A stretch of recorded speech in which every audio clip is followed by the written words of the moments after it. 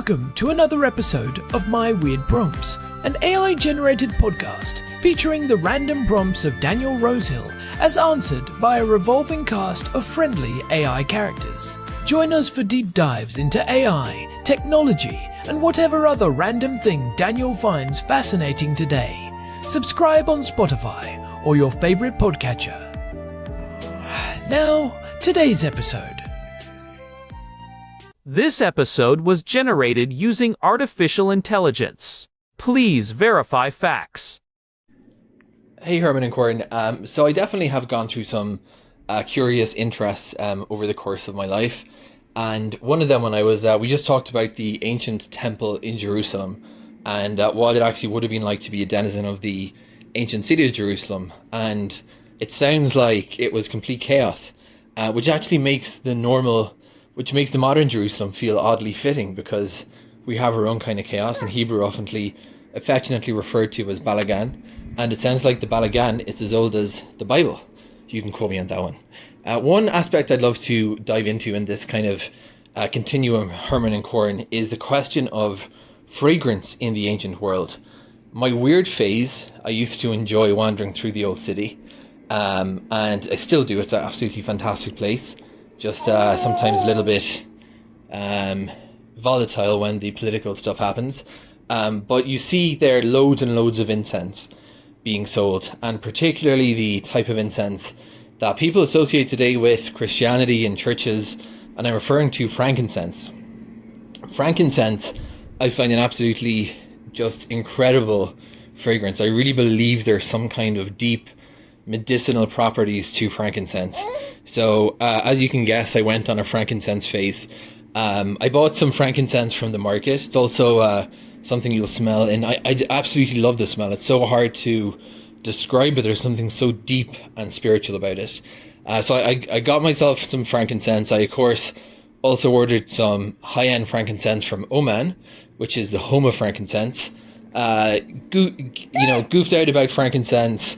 I think the point where my wife called an end to this phase was when I ordered frankincense scented laundry detergent from iHerb, and she described me as it was smelling like she was living with a Christian monk. So I took the hint and I stepped back. In fact, I don't think I stepped back so much as my frankincense cologne was exorcised from the house, just like in an ancient church ceremony from a horror movie. But I still have an interest in it, and it's great. It's an amazing thing. So I'd love to know, Herman and Corn, my friend Marcus, who's recovering from surgery, when I was at the height of my phase. And Purim, the Jewish festival of Purim, is known as a time of great merrymaking in the Jewish world. So my Purim costume, I decided I would roam the city with a incense burner and frankincense. And I showed up to a bar doing that to meet my friend Marcus. And no one seemed to really, it just kind of passed. It was peak Jerusalem, as Corn would say. And Marcus was telling me, sorry, that's little Ezra, who I'm holding at the moment. Marcus was telling me that he's a big history buff, and loads. If you think I'm interested in ancient Jerusalem, Marcus is the next level. And he was telling me that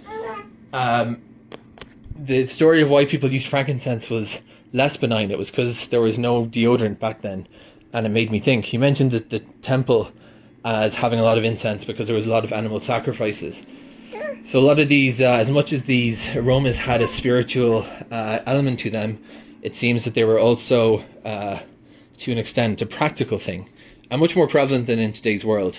The other thing that I find fascinating about frankincense, Herman and Corn, is the extent to which trade routes and the Nabateans come to mind. It actually had a major influence upon this part of the world. Frankincense and cannabis were some of the oldest things that were found in archaeological sites. So it's kind of funny to me, Herman and Corn, how much the world has changed. There was a time when salt was currency, and if you had a few kilograms of salt in your house, you might have been very rich. Today, people think about frankincense as a tourist gimmick, or, they associate it with churches. But I suspect that in Jerusalem of old, frankincense would have been a much more daily smell and familiar smell to us. So Herman and Corn, I'd love to learn about the role of frankincense in the ancient world, specifically in ancient Israel, and its popularity today. everyone, welcome back to my weird prompts. I am Corn, and I am sitting here on our balcony in Jerusalem with my brother, looking out toward the old city. It is a beautiful morning, though the air is a little bit crisp today. It is indeed. Herman Poppleberry here, and I have to say, the smell in the air this morning is actually quite relevant to what we are talking about. You can always catch those faint traces of wood smoke and spice when the wind blows from the east. It is funny you say that, because our housemate Daniel sent us a really evocative prompt this morning. He has been going through what he calls his Frankincense phase. He has been buying resins from the market in the old city, and even some high-end stuff from Oman. He was telling us about a conversation with his friend Marcus, who is a big history buff, about how frankincense was used in the ancient world. Oh, I remember Daniel's frankincense phase. The whole house smelled like a cathedral for 3 weeks. I actually quite liked it, though I think the frankincense-scented laundry detergent might have been the tipping point for some people. Yeah, that was a bit much, but Daniel's prompt really gets to something interesting. He wants to know about the role of frankincense in the ancient world, specifically here in ancient Israel and at the temple. Marcus mentioned that it was used as a practical way to mask the smell of animal sacrifices and the general lack of deodorant in the ancient world. That is a very grounded, practical take, and Marcus is not wrong. But as with everything in the ancient world, the practical and the spiritual were so tightly interwoven that you almost cannot separate them. Today we are going to peel back the layers of that fragrant smoke and look at the economics, the chemistry, and the sheer sensory overload of ancient Jerusalem.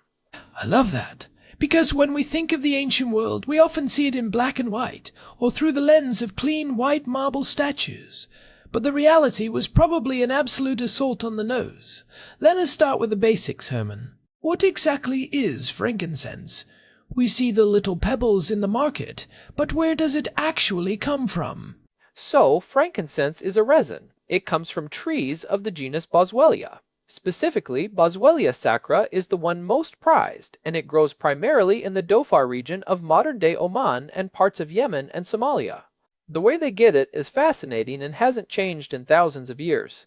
You have to slash the bark of the tree, which is called tapping. The tree then bleeds this milky white sap to heal the wound. It hardens into these translucent droplets or tears, which are then scraped off and sorted by quality. It is literally the blood of the tree. That adds a whole different layer to the sacrifice metaphor. Exactly, and the quality varies wildly. You have everything from the dark brownish resins that are full of bark and debris to the Hojari frankincense from Oman, which can look like pale green or silver pearls. In the ancient world, this stuff was worth its weight in gold, sometimes more than gold. Which explains why it was one of the gifts of the Magi in the Christmas story. Gold, frankincense, and myrrh. Those were the 3 most valuable commodities you could carry across a desert. But how did it get here? We are in Jerusalem, and Oman is thousands of miles away across some of the most inhospitable terrain on the planet. That is where the famous incense route comes in. This was the ancient world's equivalent of a high-speed data line, but for luxury goods. The Nabateans were the undisputed masters of this. We talked about their architectural prowess back in episode 375 when we looked at the built environment, but their real power was logistical. They knew where every secret water source was in the Negev and the Arabian deserts. They ran these massive caravans, thousands of camels strong, carrying frankincense and myrrh from the southern tip of the Arabian Peninsula all the way up to the Mediterranean ports like Gaza and Ashkelon. And Jerusalem was a major stop on that network, or at least a major customer. A massive customer. The demand for frankincense in Jerusalem was driven almost entirely by the temple. If we look at the Hebrew Bible, specifically in the book of Exodus, there is a very specific recipe for the ketoret, the holy incense. It mentions 4 primary ingredients: stacked, onycha, galbanum, and pure frankincense. But if you look at the later rabbinic traditions in the Talmud, they actually list 11 different spices, including things like cinnamon, cassia, and saffron. 11? That sounds like a very complex perfume. And the law was incredibly strict, right? Incredibly. You were not allowed to make this specific blend for personal use. It was for the divine only. If you tried to replicate it at home, the penalty was being cut off from the community. It was a total brand monopoly. This specific smell belonged to God. If you smelled this, you knew you were in a sacred space. But let's talk about Daniel's point, the practical side. If you were at the temple in the 1st century, what are you actually smelling? Because there is a lot of blood involved. Right. This is where Marcus's point about masking smells is so important. We have to visualize the scale of the operation. On a major festival like Passover, you had hundreds of thousands of pilgrims in the city. You had thousands of animals being sacrificed.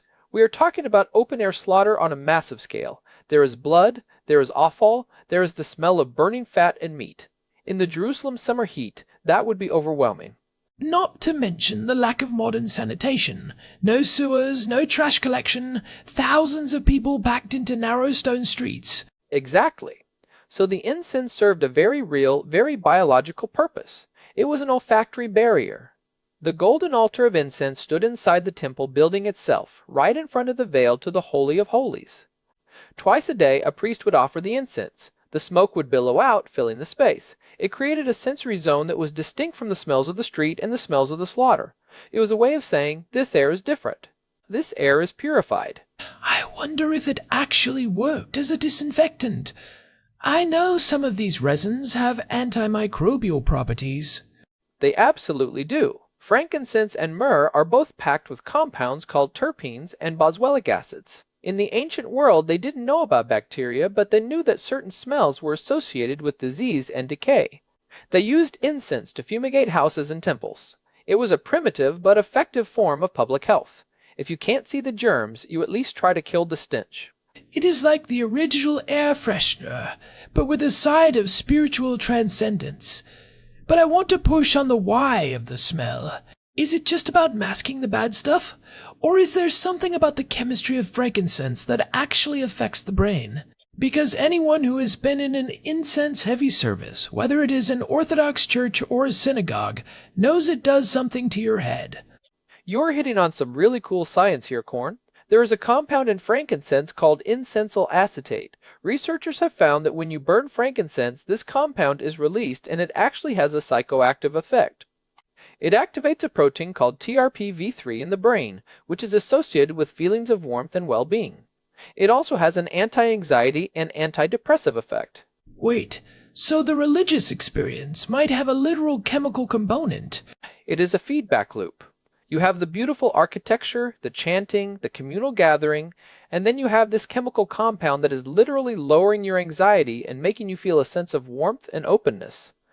It is not faking a spiritual experience, but it is certainly facilitating a specific neurological state. The ancients might not have had the double-blind studies, but they were master chemists of the soul. They knew which resins produced the most profound effects. That is fascinating. It makes me think about that archaeological discovery from a few years ago that everyone was talking about. The one at Tel Arad. Oh, the 8th century before the Common Era shrine. That was a massive find. For those who don't know, archaeologists found 2 limestone altars at the entrance to a small Holy of Holies in a desert fortress. They analyzed the black residue on top of the altars.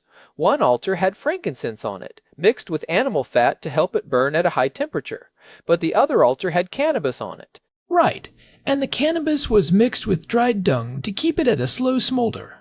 It shows that the use of aromatic, mind-altering substances was a standard part of the cultic practice in ancient Judah. Frankincense wasn't just a pretty smell, it was part of a complex technology of worship. And it was expensive technology. To have frankincense in a remote desert fortress like Arad meant that the central government in Jerusalem was invested in keeping those trade routes open and flowing.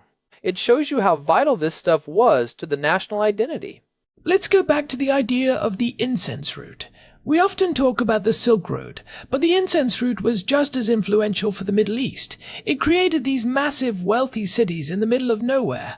Petra's the obvious one, but there are dozens of others buried under the sand. And the wealth it generated was staggering. The Roman historian Pliny the Elder was actually complaining about it in the 1st century. He was annoyed by how much Roman gold was flowing out of the empire to buy these useless luxuries like frankincense from the Arabs. He estimated that the Roman Empire was losing something like 100 million sesterces a year to India, China, and the Arabian Peninsula. It is the ancient version of the trade deficit. We want the smell, they want the gold. And the cost was driven up by the sheer difficulty of the journey. A camel caravan could take 62 days to get from Yemen to Gaza. You had to pay protection money to every local tribe along the way. You had to pay taxes at every gate. By the time those tears reached the market in Jerusalem, they were a luxury item of the highest order. Which brings us to Daniel's friend Marcus, and his point about deodorant. If you were a regular person in Jerusalem, could you afford this? Or were you just smelling it from a distance when the wind blew from the temple? For the average person, pure frankincense was probably out of reach for daily use. They would use cheaper local resins like terebinth or even just certain types of pine. But for the wealthy, for the elite in the upper city, smelling like frankincense was a major status symbol. It told everyone that you had the money to import the finest products from the ends of the earth. It is like wearing a very expensive designer perfume today. It is a signal. Exactly, and the lack of personal hygiene meant that these scents were doing heavy lifting. People didn't bathe every day. They didn't have antiperspirant. They used oil of myrrh and other fragrant oils to treat their skin and mask body odor. In the Song of Solomon, there is all this incredibly sensuous language about the smell of the lover being like a bundle of myrrh or a hill of frankincense. It was a deeply eroticized part of the culture. It is hard for us to imagine a world where smell is that dominant. We live in such a sanitized, deodorized world.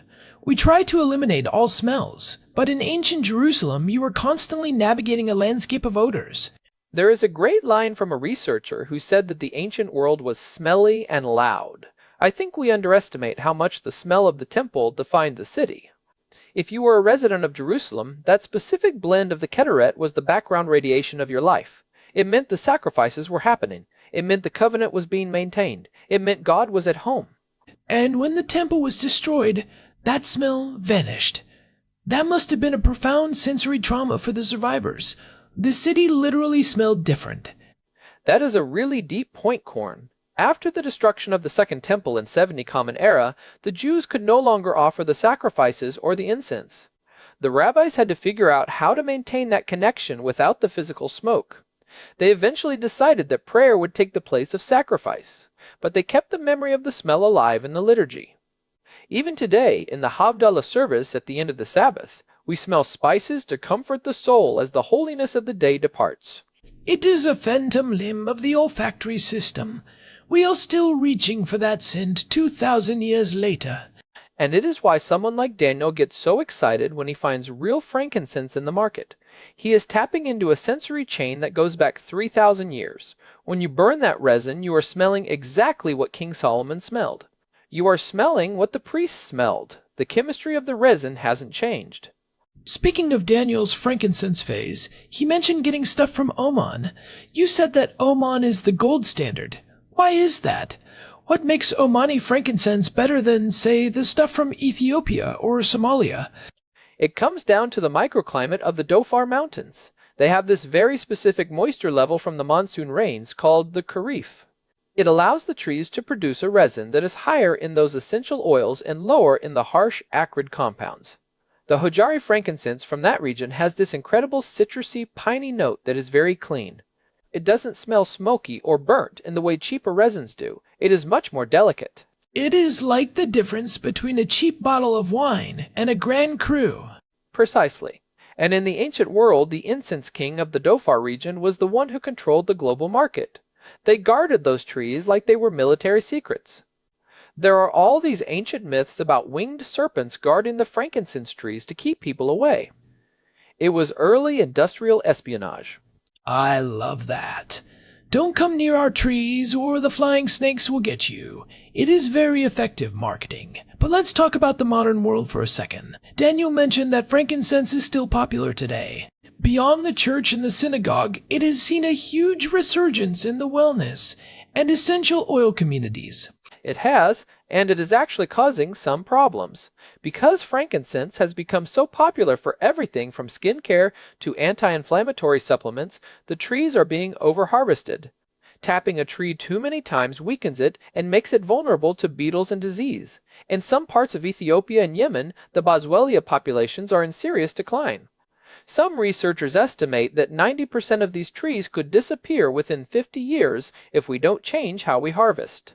So our modern obsession with ancient wellness might actually be destroying the very thing we're trying to preserve. It is a real concern, but there is some hope. Recent research from Oman comparing wild harvested resin to resin from cultivated plantations has found that the cultivated trees can produce essential oils with the same phytochemical complexity as the wild ones. This could be a huge step towards sustainable production without losing the quality that makes Omani frankincense so special. It is a bit ironic, isn't it? The ancients used it because it was a rare, precious gift for the divine. We use it because we want our bathrooms to smell like a spa.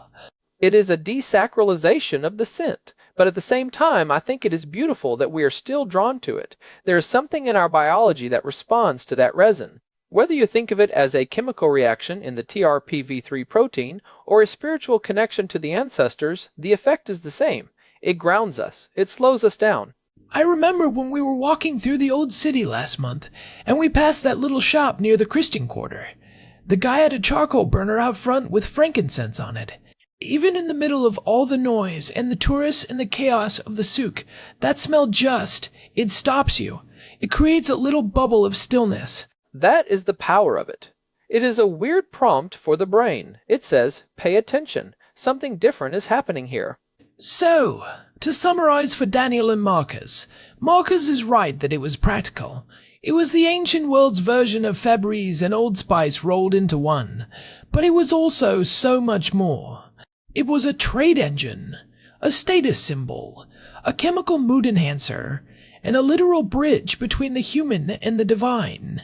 And it is a reminder that the ancient world wasn't just a collection of dates and names. It was a sensory experience. If you want to understand the life of a resident of ancient Jerusalem, you have to understand what they were smelling. You have to understand the smoke. I think I'm going to go find where Daniel hid that Omani frankincense. I feel like the balcony needs a little bit of that ancient atmosphere right now. Just stay away from the laundry detergent, Corn. I don't want to smell like a medieval monk for the rest of the week. Fair enough. No frankincense socks for me. Good call. Well, this has been a fascinating deep dive. I think it is easy to overlook the lower senses like smell when we talk about history, but it is often the most direct way to connect with the past. It really is. And it is a great reminder that our modern problems, like how to stay smelling fresh in a crowded city, are not as new as we think. We have just traded camel caravans for Amazon deliveries. Exactly. Same human needs, different logistics. And before we wrap up, I just want to say a huge thank you to everyone who has been listening. We have been doing this for 481 episodes now, and the community that has grown around my weird prompts is just incredible. It really is. We love getting these prompts from Daniel and from all of you. It keeps us curious, and it keeps us digging into these weird corners of history and science. If you are enjoying the show, we would really appreciate it if you could leave us a quick review on Spotify or whatever podcast app you use. It genuinely helps other people find the show and helps us keep this collaboration going. Yeah, it makes a big difference. And remember, you can find all our past episodes, including the ones we mentioned today about architecture and the science of shadows, at our website, myweirdprompts.com. There is a contact form there too if you have a prompt you want us to tackle. We are always looking for the next rabbit hole to jump down. Well, I think the wind is shifting. I can smell the coffee from the kitchen. That is a different kind of ancient aromatic ritual that I'm ready to participate in. I am right there with you. Thanks for the deep dive, Herman Poppleberry. Anytime, Corn. Thanks for listening to my weird prompts. We will be back soon with another exploration of the strange, the technical, and the deeply human. Until next time, stay curious. And keep your resins pure. Bye, everyone. Ivadai. This episode was generated using Gemini Flash 3. Text-to-speech engine was Chatterbox Turbo. Thanks for listening to another episode of My Weird Prompts, an AI-generated podcast featuring Daniel Rosehill's AI prompts, as answered by a revolving cast of friendly AI characters including me, Cornelius the Sloth. Subscribe on Spotify or visit myweirdprompts.com.